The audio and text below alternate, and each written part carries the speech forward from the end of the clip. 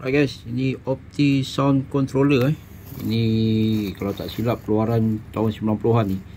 Dia punya function dia untuk main LED. Kalau kereta-kereta lama dulu mungkin pakai lah kot, model lama. So function dia macam ni guys. Kalau korang ada lampu LED, korang just masuk sini tempat generator. Dia bagi demo.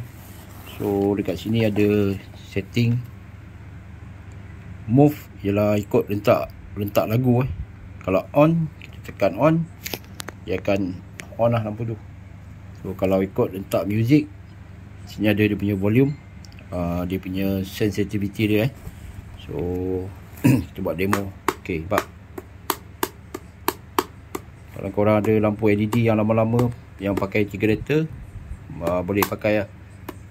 Yang jenis baru pun boleh guys. Lampu LED yang panjang ke apa ke, tak kira lah. Janji dia punya plug dia untuk generator punya tempat rokok. Ok, ni kau boleh setting lah. Ni sekarang kita tutup, kita buka slow. Ok, kita buka kuat. Ok, so dia ikut rentak music Opti. Yang ni model, kalau tak silap ni model nombor 2 punya. Nombor 2 dia pakai tempat rokok generator. Yang model, yang ni model lama, first. So dia punya wire power dia, kita kena buat wiring lah. Ataupun kalau ada generator punya tempat, boleh pakai sambung. Kena custom sikit lah. So bentuk dia sama je.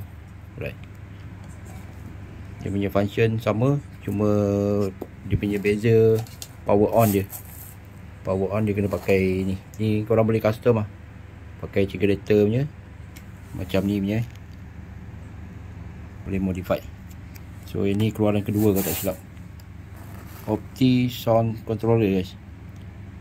Untuk lampu-lampu neon lah, lampu LED lah, 12V okay. Mana yang mencari boleh Roger guys, nak jual ni dua-dua. Ok, kita test satu lagi.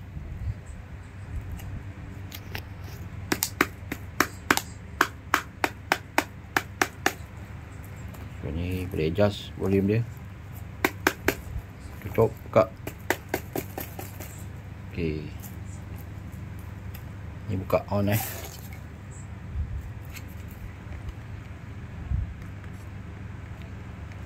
berminat boleh Roger guys.